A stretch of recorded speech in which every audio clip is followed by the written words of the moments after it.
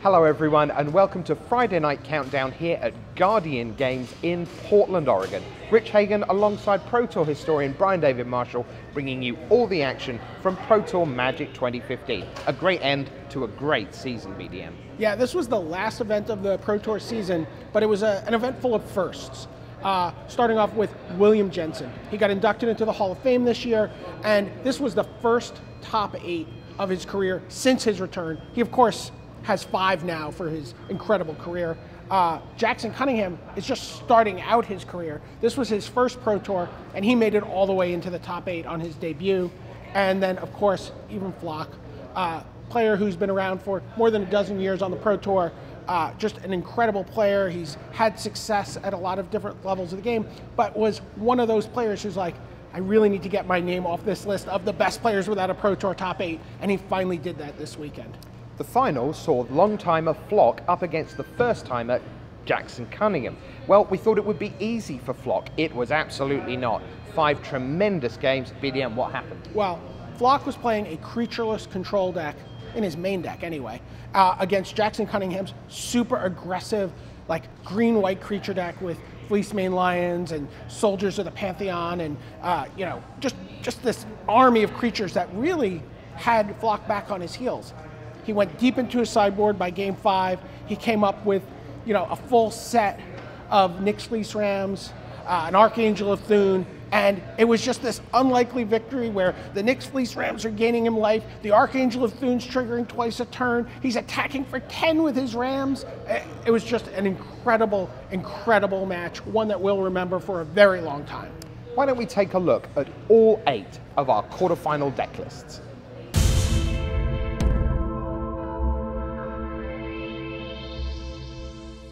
The Channel Fireball Pantheon team were expected to be major players in the standard metagame, and they did not disappoint. Their black-white mid-range deck took the best of mono-black, Thoughtseize, Pack-Rat, and Underworld connections, and paired it with mono-black killers like Blood Baron of Viscopa and Obsidian Ghost Council, positioning them perfectly to put 2 players into the top 8 and Turtenwald into the captaincy of the US World Magic Cup team. Channel Fireball's Pat Cox attacked the format with a blisteringly fast Naya aggro deck that could do as much damage to him as it did to his opponents in the early game. He was able to close out those games, though, with the combo of Gore Clan Rampager blood rushing a creature that had been sent to the air with a Johnny Kohler of the Pride second ability. Many of his teammates expressed regret that they did not listen to Cox more before the tournament and ended up playing something else. In his very first Pro Tour, Canada's Jackson Cunningham brought an aggressive green-white deck that curved out perfectly on a regular basis. With Experiment 1, Fleece Mane Lion, Voice of Resurgence, and Loxodon Smiter threatening to dominate the battlefield, Cunningham turned to a Johnny Kohler of the Pride to take down the last shreds of opposition. Pierre Mondin and Yuki Ichikawa came up with the same solution to the standard problem: Jund Planeswalkers. They opted for slightly different permutations of the most powerful characters in the game. Ichikawa ran more than Mondin with a full set of Nissa Worldwakers to go along with Xenagos the Reveler, Chandra Pyromaster, and Vraska the Unseen. The Planeswalkers were backed up with abundant creature removal, devastating hand destruction, and green mana creatures which attacked opponents on multiple fronts all weekend. The fastest deck in the top 8 belonged to Matt Sperling. With just 9 creatures, Young Pyromancer, Chandra's Phoenix, and a lone Eidolon of the Great Revel, Sperling relied on the classic in-your-face burn strategy that has been setting people on fire since the earliest days of the game. Even players who thought they were prepared to face this hyper-aggressive deck found out that usually they were wrong. In his first Pro Tour top 8, Evan Flock played a deck with minimal win conditions, if you can even count Elixir of Immortality as a win condition. His blue-white control strategy did everything possible to stay alive through the early game. He could cast Supreme Verdict at instant speed thanks to Quicken, and then would fire off a succession of life-gaining, card-drawing, opponent-destroying Sphinx's Revelations, paving the road to inevitable victory. For a classic showdown, you needed to go no further than Matt Sperling's red-white burn deck against Evan Flock's blue-white control. That was the quarterfinal. Yeah, it was an incredible match. I mean, really, you know, harken back to an earlier day, a creatureless control deck, a nearly creatureless, well, you know, very low creature count burn deck. And it was harrowing to watch Evan Flock walk that tightrope as he's trying to figure out, like, oh no, I have to cast the Sphinx's Revelation during my turn, because then he might untap and skull crack me. Or, worse yet, just throw a handful of burn cards at me at any moment. Just a masterclass by Even Flock in that matchup. So if you've got blue-white control over there and red-white burn over here, where you could drive a truck through the metagame that those pillars represent, what went on in the middle somewhere? Well, you know what? On that truck, you had black devotion decks, you had blue devotion decks. Actually, we've seen quite a bit of. You also had a big breakthrough deck this weekend, which was like what the black-white mid-range deck. So this is what Channel Fireball Pantheon were on? Yeah, absolutely. It's playing Blood Baron of Viscopa, it's playing Obsidat, and really, Magic 2015 made this deck possible, not through any specific creature or spell, but really a land. Caves of Koilos just opened up the door for these black-white decks to be able to really just have enough sources of both color to play like these really big swingy creatures like Obsidat and the Blood Baron. Yeah, a lot of players talked about the influence of the Pain Lands on the format, but there were an awful lot of decks around, not just tier 1, but we had a ton of people come through the tournament center. Yeah, absolutely. We threw 8 different decks up on the wall of the tournament center and went in depth with them. Let's take a look.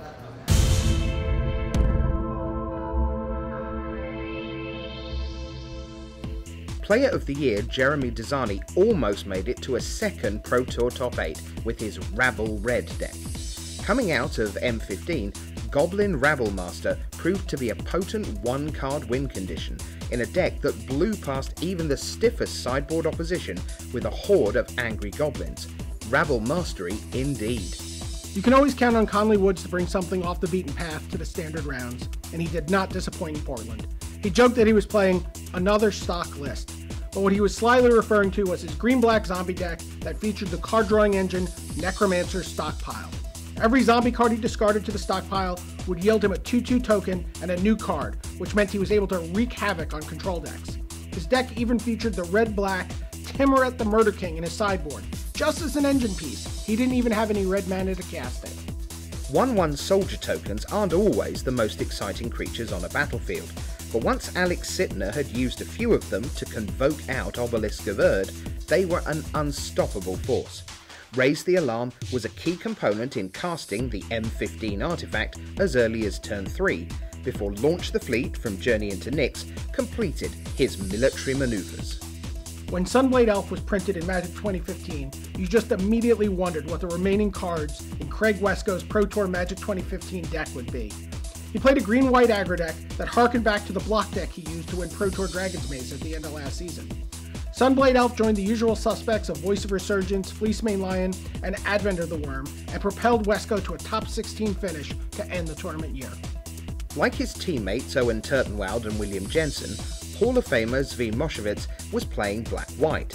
He was all about the early turns, however, with Soldier of the Pantheon, Precinct Captain, and the mighty Brimaz, King of Ereskos, quickly taking control. A surprising and innovative inclusion was Ephemeral Shields, which stopped opponents from derailing his plans just long enough to leave his creatures to take the victory unimpeded. Li Shi-Tian, an MTG min card, came to the event with a green devotion deck that showed off the power of Magic 2015 card Genesis Hydra. The deck splashed a liberal amount of red for the Planeswalkers, Xenagos the Reveler, and Domri Raid. Raid really shined in this deck, playing alongside Courser of Krupix. You were able to draw a card if you saw that you had revealed a creature. You had something else on top, like a Planeswalker, you could always get it to hit play with a Genesis Hydra. Shi-Tian likened Hydra to a Bloodbraid Elf, since the ability to put a permanent into play is triggered upon casting and cannot be traditionally counterspelled. In a large standard environment, only the strongest cards survive, so it was no surprise to see multiple Planeswalkers in action during the top 8. Highlighting the team for Patrick Cox was Magic 2014 edition Ajani Caller of the Pride, who was able to go from almost fair to completely nuts at a moment's notice. Black Devotion came into the weekend as a major force to be reckoned with in Standard. The Channel Fireball Pantheon black-white mid-range deck succeeded in both keeping the power level of the original, but also coming over the top with standout edition Blood Baron of Viscopa, a card that William Jensen used to give black players fits all weekend long en route to his 5th career Pro Tour top 8.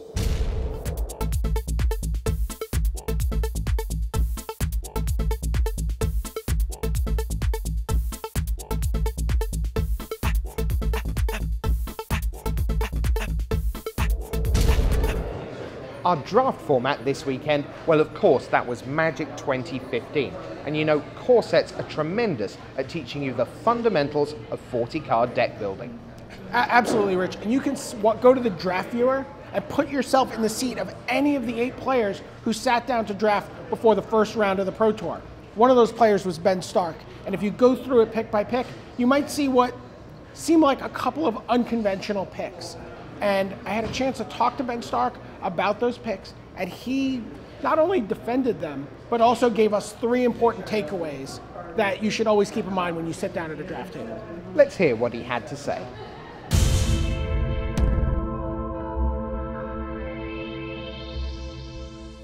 Yeah, talking to Ben after that draft, he really put a premium on knowing what the players to his left were going to be drafting. He passed a Cone of Flame and a Siege Dragon, both of which he thinks are equal or better than in power value to Triplicate Spirits, which he ended up taking. But because he passed those 2 red cards, he expected that 2 out of the 3 players to his left would be red, and that would mean more white and hopefully green cards would be coming that way in pack 2. And you know, realizing that you're sending out information with every draft pick was something Ben is always talking about when he discusses draft formats.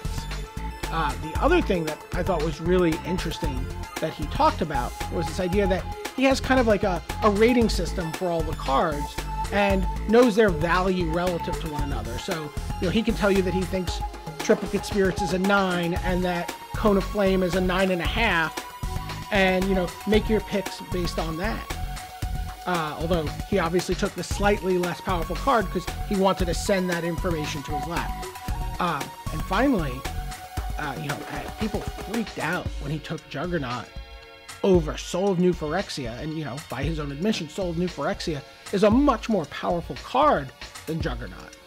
But he had a deck that had multiple kind of like go wide, increase the power of your creatures. You know, we call them overruns. He had Sanctified Charge and he had an Overwhelm.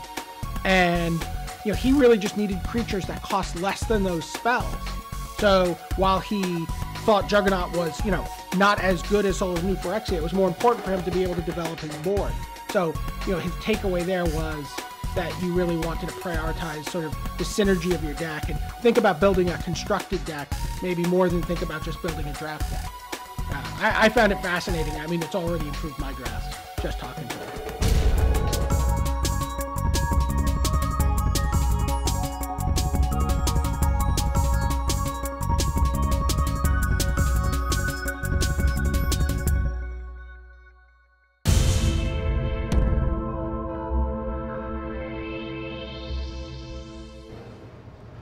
This was our final Pro Tour of the season, so at BDM we had no shortage of milestone moments. Absolutely, Rich. This entire Pro Tour season seems to have been about Jeremy Desani. He came into his own at Pro Tour Theros when he emerged as a champion, and he finished the season just as strong with a 9th place finish to lock up Player of the Year. Yeah, epic at the Grand Prix, tremendous at Pro Tours, a fabulous addition to the greats of the game as Player of the Year. What about Rookie of the Year? Well, you know what? It was all but solid coming into the event for Jared Betcher, and he did enough this weekend to maintain that lead.